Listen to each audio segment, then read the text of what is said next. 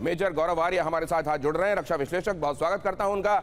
दीपक Wadhwa finance expert हैं, हमारे साथ जुड़ रहे हैं। प्रोफेसर अमिताभ सिंह विदेश मामलों के जानकार, कल बजट की चर्चा के दौरान भी हमारे साथ थे, तो उनसे भी लगातार बात हो रही थी। बजट को बड़े करीब से उन्होंने भी देखा और विदेश मामलों को वो देख ही रहे हैं। तमाम जगहों पर उन्होंने जर्मनी का उदाहरण देते हुए बताया कि किस तरीके से यूरोप में जर्मनी और भारत अब उसी तरीके से अपने रक्षा क्षेत्र को मजबूत करने की तरफ आगे बढ़ चला है। उनसे चर्चा होगी। डॉक्टर आलोक पुराणिक हमारे साथ जुड़ रहे हैं, अर्थशास्त्री हैं, उनका भी स्वागत करता हूं। फखर यूसुफजई हमारे साथ जुड़ रहे हैं बस कुछ ही देर में पाकिस्तान से, क्योंकि भारत में जो कुछ होता है उसको बड़ी खुर्दबीनी से पाकिस्तान में देखा जाता है। आप जानते UEM जयपुर एक आदर्श लक्ष्य है। भावी छात्रों के लिए अच्छी नौकरी, भविष्य के लिए तैयार कौशल के साथ अच्छी शिक्षा हैं। तो इसको इस बार के रक्षा बजट के लिए एलोकेशंस को कैसे देखा जा रहा है उनसे हम समझेंगे। अनिल आजाद पांडे हमारे साथ जुड़ रहे हैं, पत्रकार, बीजिंग से।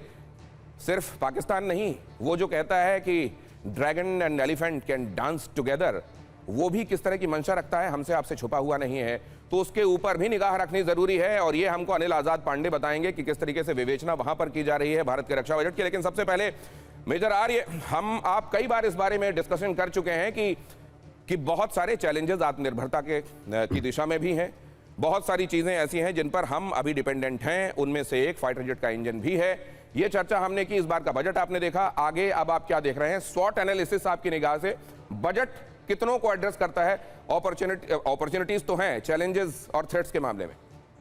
जी, बहुत बहुत धन्यवाद दिनेश अपनी शो में बुलाने के लिए। इसमें दो तीन बातें मैं मुख्य तौर से कहूंगा कि जो इसमें कैपिटल एक्सपेंडिचर का जो पार्ट है वो क्लोज टू 29% है, जो कि बहुत अच्छी बात है।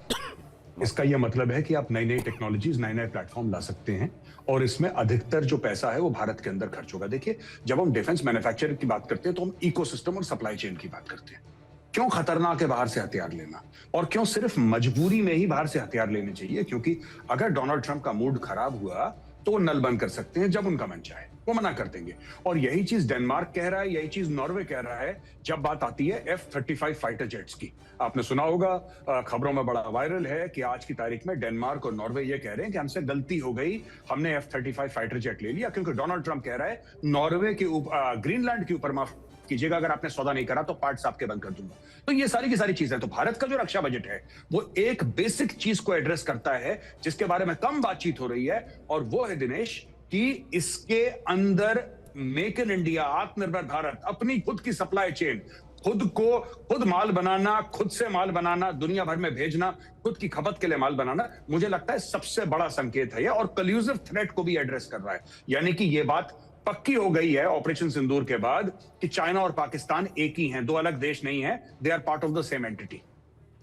चाइना और पाकिस्तान अगर एक हैं तो फिर इनको एक मजबूत वन फ्रंट मान लीजिए आप, इनको आप अलग अलग दो फ्रंट मत गिनिए।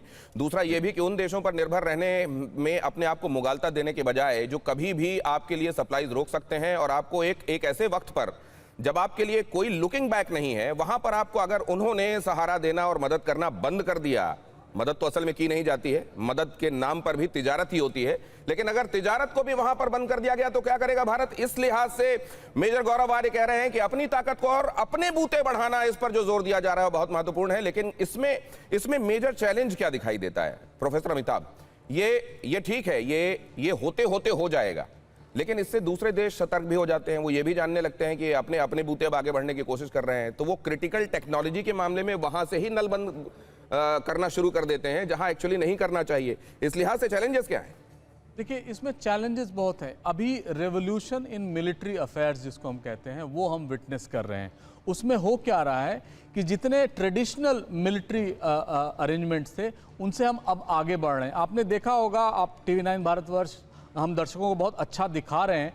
एक तो कि जितने भी वॉरफेयर आप देखेंगे, चाहे हिजबुल्लाह का अटैक हो, इजराइल ने हिजबुल्लाह पे अटैक किया, हमास पे अटैक किया, चाहे हूतियों ने अटैक किया, चाहे इस समय यूक्रेन जो अटैक कर रहा है, उसमें मैक्सिमम आप देखेंगे कि वो एयरबोर्न अटैक हैं, जिसमें कैपिटल इन्वेस्टमेंट बहुत ज़्यादा होता है और ज़्यादातर इंडिजिनाइजेशन होता है।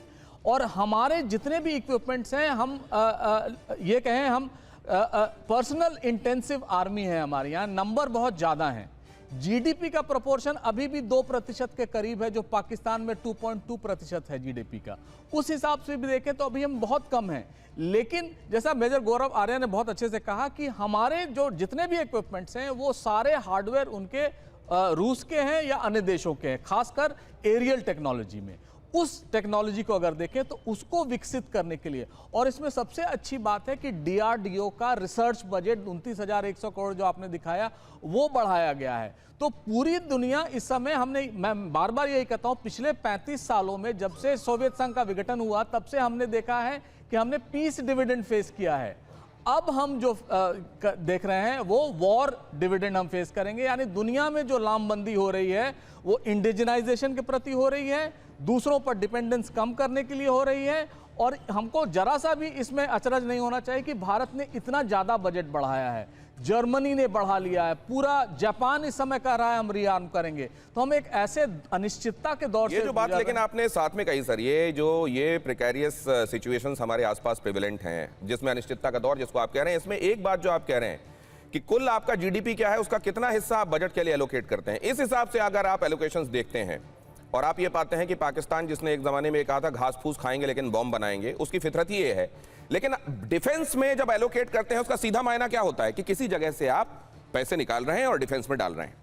सुरक्षा के लिए आवश्यक होता है, लेकिन यह भी समझिए अनिश्चितता के दौर में जहां पर देश और दुनिया चल रही है वहां आप अपने इस बजट को इग्नोर नहीं कर सकते, इसको बढ़ाना ही होगा और आपको खुद मुख्तार बनना ही होगा। लेकिन यह होता है, जाहिर है, किसी ना किसी सेक्टर की कीमत पर। आप डेवलपमेंट के लिए या तमाम जो पीस टाइम इनिशिएटिव्स आप लेते हैं उसके लिए जो कर सकते हैं, एक्चुअली वहां से पैसे लेकर आपको यहां लगाने पड़ते हैं। तो इसके दो रूप होते हैं। कहीं ना कहीं आप किसी ना किसी ऐसे काम से पैसे हटाकर डिफेंस में डालते हैं जहां, क्योंकि आपको ये लगने लगता है डिफेंस में ये खर्च हमारे लिए प्रायोरिटी है।